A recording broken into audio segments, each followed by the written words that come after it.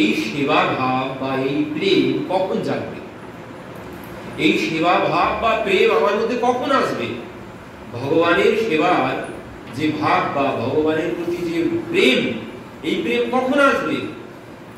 বলছে জীবের স্বরূপ অনুবন্ধী কর্তব্য সাধনের পক্ষে যাহা অপরিহার্য তাহাই হবে জীবের বাস্তব স্বরূপগত সাধ্য।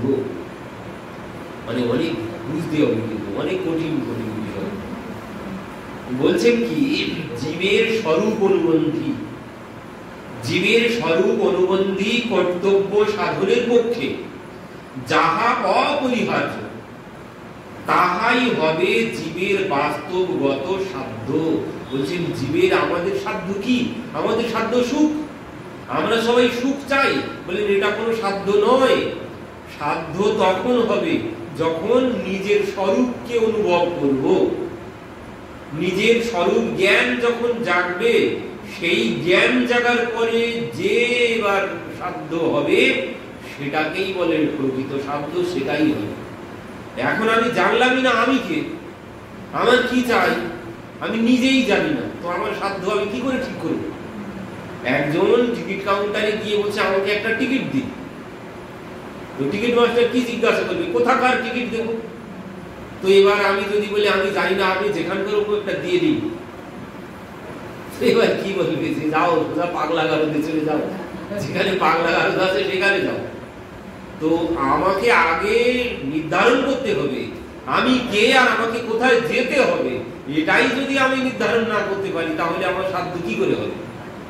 আমি যদি নাই জানলাম যে আমি কে, আমি যদি না জানি যে আমি কে, তাহলে আমার আত্মীয় কারা আমি কি করে জানবো? আগে জানতে হবে আমি কে, তারপরে জানবো যে আমার আত্মীয় কারা। তো আমি যদি নাই জানি যে আমি কে, তাহলে আমার আত্মীয় আমি খুঁজে পাবো না।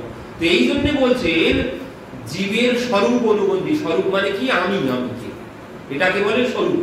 তো এই স্বরূপকে যখন জানবো তখনই হবে, যখন স্বরূপ সম্পর্কে সম্পূর্ণরূপে ধারণা জাগবে, তখনই আমার সাধ্য বিষয় সম্বন্ধে প্রকৃত জ্ঞান হবে, আমার সাধ্য কি হবে। কারণ আমি যদি নাই জানি আমি কে আর আমাকে কোথায় যেতে হবে সেটাও আমি কি করে জানবো? তো এই জন্য আগে বললেন আগে নিজের স্বরূপকে জানতে হবে, তারপর তোমার সাধ্য ঠিক হবে। নিজের স্বরূপ যতদিন না জানতে পারছি ততদিন সাধ্য নির্ণয় কোনোদিন সম্ভব নয়। তো বলছেন আমার স্বরূপ কি? তাহলে আমার স্বরূপ কি? তো আমার স্বরূপ মহাপ্রভু বলে দিয়েছে, জীবের স্বরূপ হয় নিত্য কৃষ্ণ দাস। এই হচ্ছে আমার স্বরূপ, এটাই হচ্ছে আমার স্বরূপ। জীবের স্বরূপ হয় নিত্য কৃষ্ণ দাস। তো দাসের কর্তব্য কি? প্রভু সেবা করা, চাকরের কাজ মালিকের সেবা করা, এটাই তো কর্তব্য। তো এবার বলছে এই যে স্বরূপ অনুবন্ধী কর্তব্য কৃষ্ণ সেবা, তো সেবার তাৎপর্য হলো যে সেব্যে সুখ বিধান করা, সেব্যে মানে ভগবানের সুখ বিধান করা। তো এইরূপ সেবার মধ্যে সসুখ বাসনার কোন জায়গা থাকবে না। তো সসুখ বাসনা থাকলে তাকে বলে কপট সেবা। সসুখ বাসনা যদি থাকে তো সেটি হবে কপট সেবা, নিজের সেবা, সেটি সেব্যের সেবা নয়। সুতরাং জীবের স্বরূপ স্বরূপ অনুবন্ধী কর্তব্য হলো সসুখ বাসনা ত্যাগ, সসুখ বাসনা ত্যাগ, কৃষ্ণ সুখৈক তাৎপর্যময়ী সেবা। তো সেই সেবা বাসনাকে কৃষ্ণ সুখৈক তাৎপর্যময়ী করে তুলতে পারাটাই হচ্ছে প্রেম। ভগবানের সুখের জন্য সেবা বলেন। এই যে ভগবানের সুখ কখন দিতে পারবো? বলছেন যখন প্রেম লাভ করব। প্রেম না হলে সেবা কোনদিন সম্ভব নয়। তো বললেন জীবের স্বরূপ অনুবন্ধী কর্তব্য সম্পাদনের পক্ষে প্রেমই হইল অপরিহার্য। তো একমাত্র প্রেমটাই হচ্ছে সাধ্য বিষয়। প্রেম না হলে সেবা আসবে না। সেবাটাই সাধ্য বিষয় বলেছে, ভগবানের সেবাই সাধ্য, কিন্তু সেবা কখন করব? যখন প্রেম আসবে। প্রেম না হলে সেবা করতে পারবো না। প্রেম যদি না হয় কোনোদিন সেবা করতে পারবো না। প্রেম না হলে সেবা হবে, ওই করতে হয় তাই। যখন কেউ কাউকে ভালোবাসবে, 1 বছর পরে যদি তাদের সাথে দেখা হয়, সহজে কি কেউ কাউকে ছাড়তে চাইবে? ছাড়তে চাইবে না। কিন্তু যেখানে প্রেম থাকবে সেখানে ছাড়তে চাইবে না, কিন্তু যেখানে প্রেম না থাকবে সেখানে কি হবে? যত তাড়াতাড়ি পারি তুলসী আর ফুল দিয়ে বার হতে পারলে বাঁচে। তো আমাদের যে সেবা, এ কোনো সেবা নয়, এ হচ্ছে ফর্মালিটি, করতে হয় তাই। এ করতে হয় তাই করছি, এ কোনো প্রেম না। প্রেম থাকলে কি হবে? প্রেম থাকলে তখন আর কোনো সময়ের দিকে কোনো লক্ষ্য থাকবে না, তখন ছাড়তে ইচ্ছা হবে না। ভালোবাসার মানুষকে কোনোদিন ছাড়তে ইচ্ছা হয় না। যখন ভগবানকে ভালোবাসবো, যখন প্রেম আসবে, তখন কিন্তু মনে হবে না তাড়াতাড়ি করে দিয়ে চলে যাই, এ কথা তখন মনে হবে না। যখন প্রেম আসবে, যখন প্রেম না থাকবে, তখন তাড়াতাড়ি করে, যত তাড়াতাড়ি পারি ঝপঝপ করে দিয়ে বেরিয়ে পড়লাম। আবার কি হয়? একসাথে সবার চরণে তুলসী, একসাথে সবার চরণে ফুল, হাত ধোয়া কিছু লাগে, সব একসাথে গড়ে দিয়ে বেরিয়ে পড়লাম তাড়াতাড়ি করে। হাত ধোয়া কোনো কিছু লাগলো না, এটা কিন্তু সম্পূর্ণ অশাস্ত্রীয় হয়ে গেল। যদি তাড়াহুড়ো করতে গিয়ে একজনের চরণে তুলসী দিয়ে আরেকজনের ওই হাত দিয়ে আবার আরেকজনের চরণে দিলাম, তাহলে কিন্তু সব গেল, সম্পূর্ণ অশাস্ত্রীয় হয়ে গেল। এতে কোনো লাভ হবে না। কারো বক্ষে দিলাম, কারো মস্তকে দিলাম, কারো চরণে দিলাম, ওই একজনাকেই দিতে হবে, দিয়ে হাত ধুতে হবে, তারপর আবার আরেকজনাকে দিতে হবে, না হলে কিন্তু অশাস্ত্রীয় হয়ে গেল, এর কোনো ফল লাভ হবে না।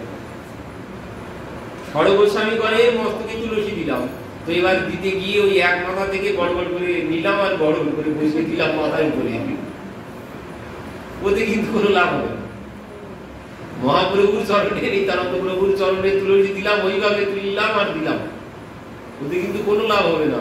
একজনাকে দিতে হবে, দিয়ে পুনরায় হাত ধুতে হবে, তারপরে আবার তুলসীতে হাত দিয়ে নিতে হবে, নিয়ে আবার হাত ধুয়ে তারপরে আবার তুলসীতে হাত দিতে হবে, জলেই হাত ধুলে হবে। আচমন পাত্র আছে তার জন্য, আচমন পাত্র নিয়ে জল নিতে হবে, নিয়ে পরপর ঢালতে হবে, হাত ধুতে হবে, তারপরে পুষ্প নিবেদন করতে হবে, সেখানে একজনাকে দিতে হবে, দিয়ে হাত ধুতে হবে। এক মুঠো ফুল নিয়ে সব গড়ে একসাথে একজনা একটা করে সবাইকে দিয়ে গেলাম, তো এ কিন্তু অশাস্ত্রীয় হয়ে গেল। এতে কোনো আগেই বলা হলো যে শাস্ত্র যে বিধান দিয়েছে সেই বিধান অনুযায়ী যদি না চলি, আমি যাই করি না কেন, ওর কোনো ফল লাভ হবে না। তো গড়ে যদি এক মুঠো ফুল নিয়ে সবাইকে একটা একটা করে দিতে গেলাম, সবাই তো এই করে দেখি, এক মুঠো ফুল হাতে নিয়ে সবাইকে একটা একটা করে দিয়ে চলে যাচ্ছে, এইভাবে এতে কোনো লাভ হবে না। একটা করে পুষ্প নিতে হবে, চন্দনে লাগাতে হবে, চন্দনে দিতে হবে, চন্দনে ছুঁয়ে তারপরে চন্দনে দিতে হবে, দিয়ে আবার হাতটা ধুতে হবে, আবার একটা নিলাম, নিয়ে চন্দন লাগিয়ে তারপরে আবার দিলাম, এইভাবে দিতে হবে, তারপরে ফল লাভ হবে, তাতে ফল পাওয়া যাবে। আর যদি গড়ে সবাইকে একটা একটা করে দিয়ে চলে গেলাম, লাভ হবে না। এই জন্যে শাস্ত্র যা বলেছে, শাস্ত্র অনুযায়ী সেবা করতে হবে। ইচ্ছা মতো করলাম মানে কি, ওখানে কোনো প্রেম নেই। তাড়াতাড়ি করে এক মুঠো নিয়ে সবাইকে একটা একটা করে চলিয়ে দিয়ে বেরিয়ে পড়লাম তাড়াতাড়ি করে, ওখানে কোনো প্রেম নেই। যখন প্রেম আসবে তখন কিন্তু সময়ের দিকে কোনো লক্ষ্য থাকবে, যদি প্রেম থাকে। আর যদি প্রেম না থাকে, ও দিতে হয় তাই দিলাম। অর্জুনকে ভগবান পরিষ্কার বলে দিয়েছেন, ইহ শাস্ত্র মুৎসৃজ্য বর্ততে কাম চারতঃ নো সিদ্ধিম অবপ্নতি নো সুখম নো পরম গতি। কোন সুখ সে লাভ করবে না, কোন পরম গতিও সে লাভ করবে না ওই উল্টোপাল্টা সেবা। উল্টোপাল্টা সেবার কোনো ফল সে লাভ করবে না। বললেন সেবা করতে হবে সম্পূর্ণরূপে শাস্ত্রীয় বিধি সম্মত, তাহলে সেই সেবার ফল পাওয়া যাবে। গড়ে একসাথে দিয়ে গেলাম, ওতে কোনো ফল হবে না। তো এই জন্য বলছেন যে সেবার জন্য প্রধান বিষয় হচ্ছে প্রেম। তো প্রেমটাই হচ্ছে সাধ্য বিষয়। প্রেম না হলে কোনো সেবা করা যাবে না। প্রেম যদি আসে তাহলেই সেবা আসবে, প্রেম না হলে সেবা করা যাবে না। প্রেম না হলে ওই দিতে হয় তাই, ফর্মালিটি দিতে হয় তাই দিলাম, ওতে কোনো লাভ হবে না। তো এবার বলছে এই প্রেম আসবে কি করে, এই প্রেমটা আমি পাবো কি করে? তো বলছেন সাধন ভক্তির অনুষ্ঠানে ভগবত কৃপায় ভগবানের সহিত জীবের সম্বন্ধের জ্ঞান স্ফুরিত হলে সেব্য সেবকত্বের ভাব জাগ্রত হয়। মানে কঠিন বিষয়, কিন্তু বুঝতে হবে মন দিয়ে। একটা শব্দ বেরিয়ে গেলে বোঝা যাবে, একটা শব্দ বেরিয়ে গেলে কিন্তু আর বোঝা যাবে না। বুঝুন কি বলছে, সাধন ভক্তির অনুষ্ঠানে ভগবত কৃপায় ভগবানের সহিত জীবের সম্বন্ধের জ্ঞান স্ফুরিত হলে সেব্য সেবকত্বের ভাব জাগ্রত হয় এবং আনুষঙ্গিক ভাবে জীবের সংসার নিবৃত্তি হইয়া যায়। সংসার নিবৃত্তি কখন হবে? বলছেন কি, সাধন ভক্তির অনুষ্ঠানে। এই যে ভগবানের সেবা, ভগবানের নাম, এই সাধন ভক্তি, বলেন এই সাধন ভক্তির অনুষ্ঠান যখন করব, আমি ভগবানের সাধন ভজন যখন করব, তখন কি বলছেন, ভগবানের কৃপায় ভগবানের সহিত জীবের সম্বন্ধের জ্ঞান, ভগবানের কৃপায় যখন আমি ভগবানের ভজন করব, সাধন ভজন করব, তখন ভগবানের কৃপায় ভগবানের সাথে আমার যে সম্পর্ক, এই সম্পর্কের জ্ঞান জাগ্রত হবে। আর এই সম্পর্কের জ্ঞান জাগ্রত হলে তখনই বলছেন সেবক আর সেবকত্বের ভাব জাগ্রত হবে।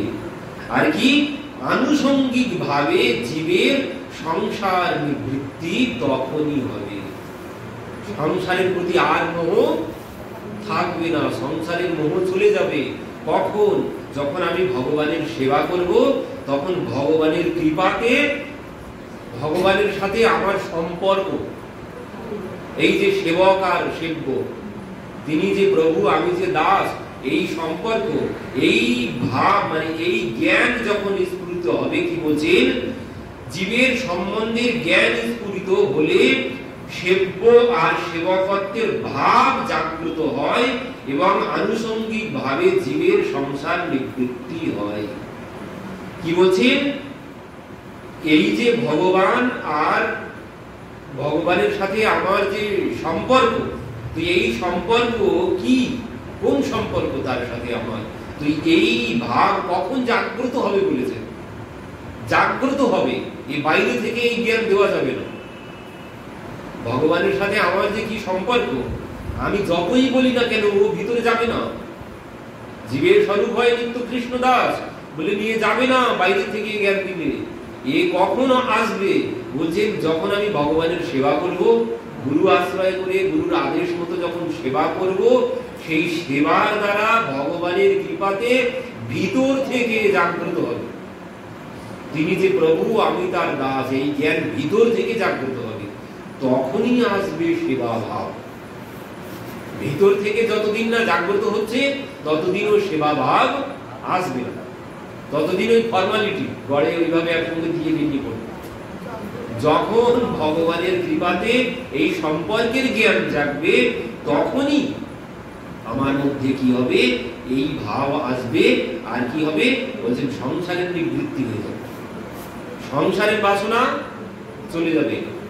আর কি বলছেন, সম্বন্ধ জ্ঞানের দুইটি অঙ্গ, এই সম্বন্ধ জ্ঞানের দুইটি অঙ্গ কি কি বলছেন, সেব্য সেবকত্ব আর ভাব এবং সেবা বাসনা। সেব্য সেবকত্ব ভাব এবং সেবা বাসনা, এই হচ্ছে সম্বন্ধ জ্ঞানের দুইটি অঙ্গ। কি কি? সেব্য সেবকত্ব ভাব আর একটি হচ্ছে সেবা বাসনা। তো এই সেবা বাসনা স্বরূপ শক্তি কর্তৃক অনুগৃহীত হলেই, অর্থাৎ সম্বন্ধ জ্ঞান জাগ্রত হওয়ার পরে চিত্তে স্বরূপ শক্তির বৃত্তি বিশেষ প্রেমের আবির্ভাব হবে। কি বলছেন, সম্বন্ধ জ্ঞান জাগ্রত, এই জাগ্রত হওয়ার কথা বলছেন, মানে শব্দ কিন্তু বিষয় আছে সমস্ত শব্দের দিকেও লক্ষ্য রাখতে হবে। কি বলেছে?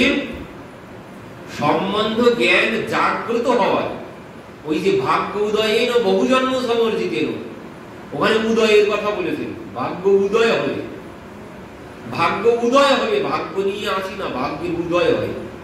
তো কি বলছেন এখানেও? কি বলেছেন? সম্বন্ধ জ্ঞান জাগ্রত হওয়ার, ভিতর থেকে জাগবে সম্বন্ধ জ্ঞান। বাইরে থেকেও সম্বন্ধ জ্ঞান ভিতরে দেওয়া যাবে না, ভিতর থেকে যখন জাগবে তখন কি হবে? পরে চিত্তে স্বরূপ শক্তির বৃত্তি বিশেষ প্রেমের আবির্ভাব। ভিতর থেকে যখন জাগ্রত হবে তখনই বলছেন প্রেমের আবির্ভাব। তার আগে প্রেম বললেন সম্বন্ধের জ্ঞান যতদিন না জাগ্রত হচ্ছে ততদিন প্রেম আসবে।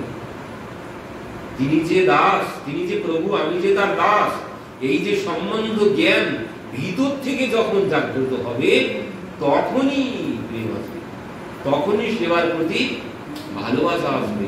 তার আগে সেবার প্রতি কোনো ভালোবাসা আসবে। তো এবার কি বলছেন?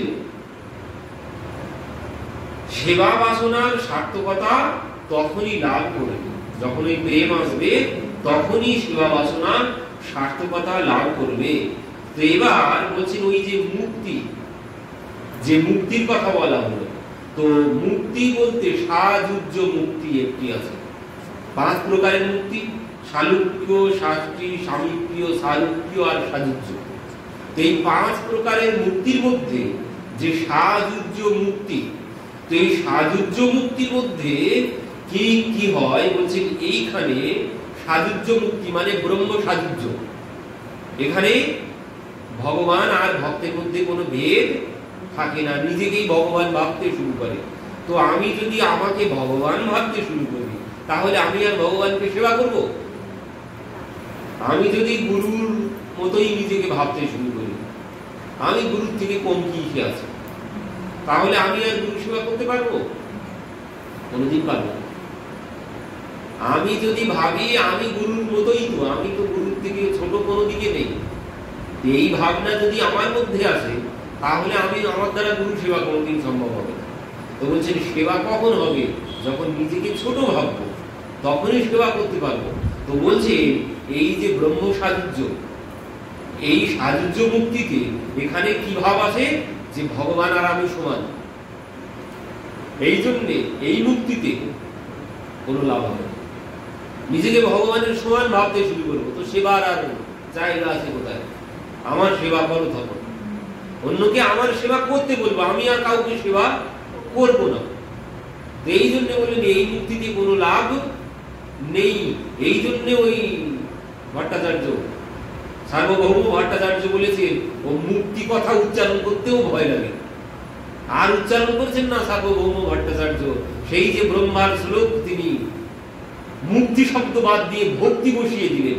মহাপ্রভু বললেন এ কি, এখানে তো আছে মুক্তি, তো তুমি এখানে ভক্তি কেন বসাচ্ছ? বলছেন প্রভু ভয় লাগে, এখন মুক্তি শব্দ উচ্চারণ করতে গেলে ভয় পাই। কেন ভয় পাই? বলছেন এই যে এই হচ্ছে মুক্তির স্বরূপ, নিজেকে ভগবান ভাবা। তো এর মধ্যে কোনো লাভ নেই, এর মধ্যে কোনো লাভ নেই। তো এই জন্য বললেন এই সাযুজ্য মুক্তি এটি গ্রহণযোগ্য নয়। এখানে সেবার বাসনা জাগবে না, এখানে ভগবানের সেবা বাসনা জাগবে না, এখানে নিজেকে ভগবানের সমান মনে হবে। এই জন্য এই সাযুজ্য মুক্তির কোনো প্রয়োজন নেই। আর যে 4টি মুক্তি আছে তাহলে সালুক্য, শাস্ত্রী, সামীপ্য, সারুক্য। তো এই যে 4 মুক্তি বললেন, এই 4 মুক্তিতে সেবার ভাব আছে, এই 4 মুক্তিতে সেবার ভাব আছে। কিন্তু সেবার ভাব থাকলে কি হবে? আরো একটা সমস্যাও আছে সেখানে। বলছেন এখানে মানে প্রকৃত সেবা কৃষ্ণ সুখৈক্য তাৎপর্যময়ী সেবানম ভক্তির উচ্চতে। তো সেবা কখন হবে?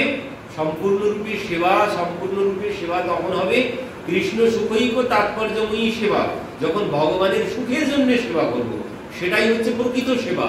যদি আমি আমার কামনা পূর্তির জন্য ভগবানের সেবা করি, ওকে কপট সেবা বলে। ওটা হচ্ছে নিজের সেবা, ওটা ভগবানের সেবা না। আমি যদি ভগবানের চরণে ফুল তুলসী দেই তো ভগবানের কৃপায় আমার সংসারে কোনো বিপদ আপদ কোনো কিছু আসবে না। তো এই জন্য ভগবানের সেবা করে অনেকে। আমি যদি প্রত্যেকদিন ভগবানের চরণে ফুল তুলসী একটা নকুল দানা দুটো নকুল দানা দিই তাহলে আমার আর বিপদ আপদ আসবে না। এই ভেবে যদি ভগবানের সেবা করি এতে কোনো লাভ হবে না। মানে ওই যে বাসনা আছে আমি এটা করলে ভগবান আমাকে এই এই দেবে, তো এতে কোনো লাভ হবে না। তো ঠিক ওই এই 4 প্রকার মুক্তিতে ওই বাসনা আছে। কি কি বাসনা আছে বলছেন? সালুক্য, সারুক্য, সালুক্য, সামিক্য, সারুক্য, শাস্তি। মানে কি এখানে ভগবানের ধাম বাস কামনা আছে, ভগবানের সমান ঐশ্বর্য পাওয়ার কামনা আছে, ভগবানের সমান রূপ পাওয়ার কামনা আছে। তো এর মধ্যে একটা কামনা আছে। এই জন্য এই মুক্তিতেও কোনো সম্পূর্ণরূপে সেবা করতে পারবো না, কারণ আমার ভিতরে কামনা আছে, চাওয়া আছে। তো এই জন্য এই মুক্তিও গ্রহণযোগ্য নয়। এই জন্য ভাগবত কি বলেছেন? ভাগবত বলছেন ধর্মঃ প্রজ্জিত কৈতব অত্র পরম নির্মৎসরাণং সতাম। বলছেন যেখানে ধর্মঃ প্রজ্জিত কৈতব অত্র পরম, মানে পরম ধর্ম কোনটি? যেখানে কোনো চাওয়া পাওয়া কামনা বাসনা নেই, সেটাই হচ্ছে পরম ধর্ম। অহৈতুক্য প্রতিহতা, যেখানে কোনো চাওয়া পাওয়া কামনা বাসনা থাকবে না, সেটাই হচ্ছে প্রকৃত সেবা।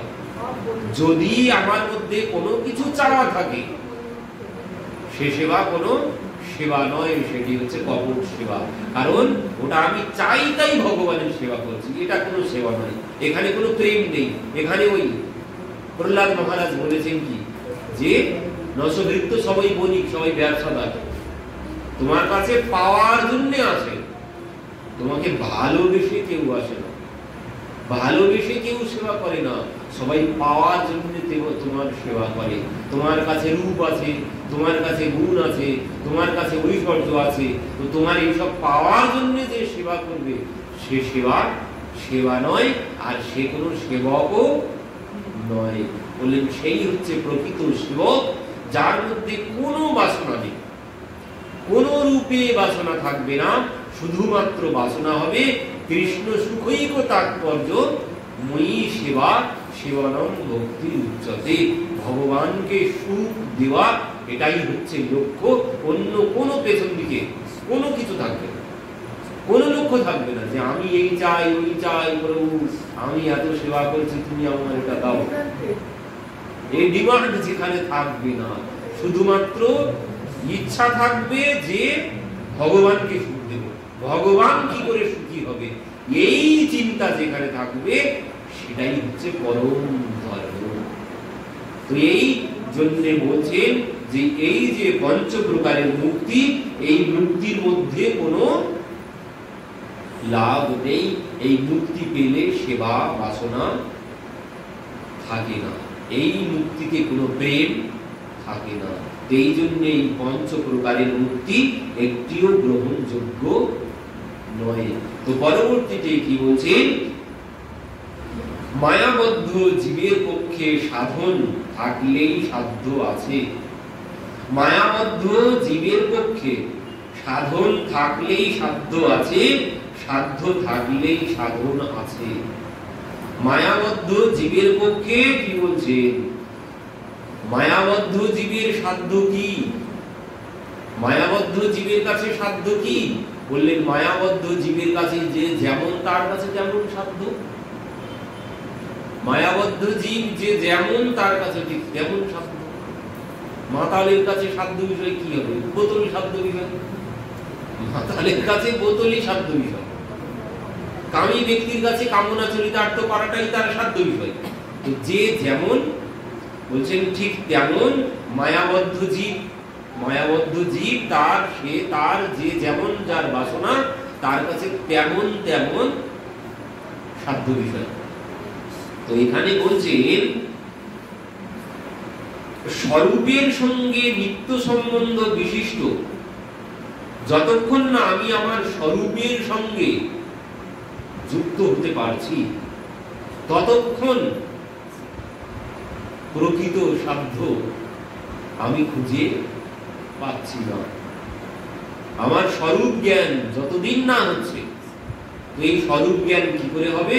বলছেন স্বরূপ জ্ঞান হবে সেটাও ভগবানের সেবাতে, ভগবানের সেবার দ্বারা, ভগবানের কৃপাতে আমার স্বরূপ জ্ঞান জাগবে।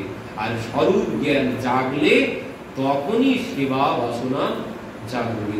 তো যতদিন না স্বরূপ জ্ঞান জাগছে, যতদিন আমি এই মায়ার মধ্যে ডুবে আছি, যতদিন আমি মায়ার মধ্যে ডুবে থাকবো, ততদিন সংসারেরই সাধ্য বিষয় আমার লক্ষ্য হবে, সংসারটাই আমার সাধ্য বিষয় বলে মনে হবে, যতদিন না আমার স্বরূপ জাগ্রত হচ্ছে। স্বরূপ যদি জাগ্রত না হয়, ততদিন এই সংসারটাই আমার সাধ্য বিষয় বলে মনে হবে। তো এখানে বলছেন জীবের সত্যিকারের সাধ্য নির্ণয় করতে হলে তার স্বরূপের কথাই সর্বাগ্রে বিবেচনা করতে হয়। সাধ্য নির্ণয় করতে গেলে তার স্বরূপকেই আগে প্রাধান্য দিতে হবে। জীবের স্বরূপের কথা বিবেচনা করতে হলে ভগবানের সহিত তার নিত্য সম্বন্ধের কথাও বিবেচনা করতে হয়। ভগবানের সাথে তার সম্বন্ধের কথাও বিচার করতে হবে। কিন্তু মায়াবদ্ধ জীব ভগবানের সহিত তার নিত্য সম্বন্ধের কথা অনাদিকাল হইতে ভুলিয়া আছে। জীব ভগবানের সাথে তার যে সম্বন্ধ, এই সম্বন্ধ ভুলে আছে কেন? ওই মায়ার জন্য হইয়া মায়ার দাস করি নানা বিলাস তোমার স্মরণ গেল বলে। আমরা সব ভুলে গেছি কেন? এই মায়ার মধ্যে পড়ে। তো এই জন্য বলছেন এই সম্বন্ধ জ্ঞান স্ফুরণী সাধন ভজনের লক্ষ্য। সাধন ভজনের লক্ষ্য হবে এই সম্বন্ধ জ্ঞান জাগ্রত করার জন্য। পরবর্তীতে বলছেন জীব স্বরূপত কৃষ্ণের নিত্য দাস। সম্বন্ধ জ্ঞানের দুইটি অঙ্গ ভগবান ও জীবের মধ্যে সেব্য সেবকত্ব জ্ঞান এবং সেবা বাসনা। সেব্য সেবকত্বের জ্ঞান স্ফুরিত হলেই সেবা বাসনা জাগ্রত হয়। এই যে সেবা, কখন সেবা বাসনা তখনই জাগ্রত হবে? বলছে যখন আমার সেব্য সেবকত্বের জ্ঞান জাগ্রত হবে।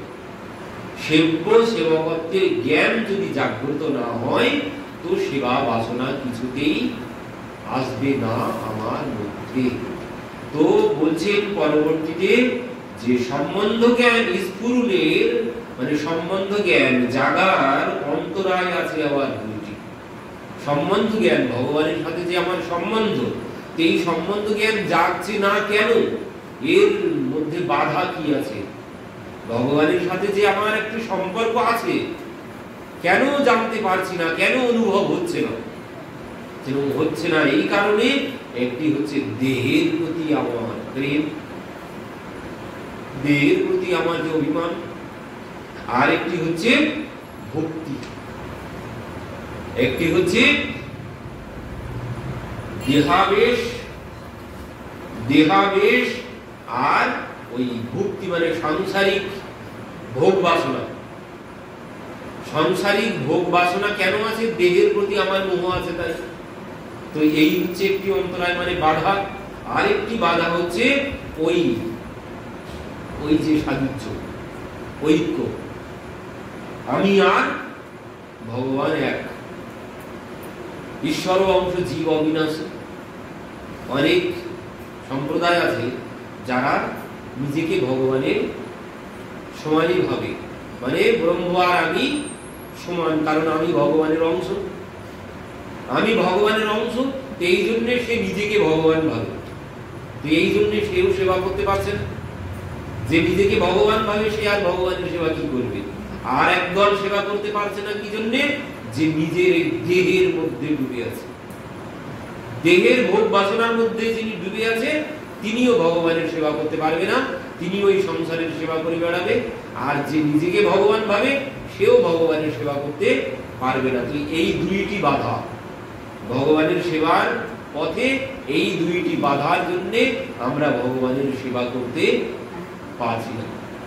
এই বাধা যখন যাবে, এই জন্য মহাপ্রভু সার্বভৌম ভট্টাচার্যকে বলেছিলেন, ও সার্বভৌম ভট্টাচার্য কিন্তু তাই মানত নিজেকে আগে। সার্বভৌম ভট্টাচার্য নিজেকে ভাবতো আমি আর ঈশ্বর মধ্যে কোনো ভেদ নেই, আমি আর ঈশ্বর এক নয়। মহাপ্রভু বললেন তা কোনোদিন সম্ভব নয়, বিন্দু আর সিন্ধু কোনোদিন এক হতে পারে না। সমুদ্র আর সমুদ্রের এক গ্লাস জল এ কোনোদিন হতে পারে না সমান সমান, কারণ এক গ্লাস জলে কিছুই করতে পারবে না, কিন্তু সমুদ্র সমস্ত জগৎ ডুবিয়ে দিতে পারে, কিন্তু ওই এক গ্লাস জলে কোনো কিছু করতে পারে না। তো জীব ঈশ্বরের অংশ হলে কি হবে, এ ভগবানের মতন শক্তির মধ্যে নেই, এ কোনোদিন ব্রহ্ম হতে পারে না। তো কিন্তু কিছু কিছু সম্প্রদায়ের মধ্যে আছে, তারা নিজেকে ব্রহ্ম ভাবে, এই জন্য তারা ভগবানের সেবা করতে পারে না। আর যারা এই দেহাবেশের মধ্যে ডুবে আছে, দেহের অভিমান নিয়ে যিনি বসে আছেন, তিনিও ভগবানের সেবা করতে পারবেন না। তো আজ আমাদের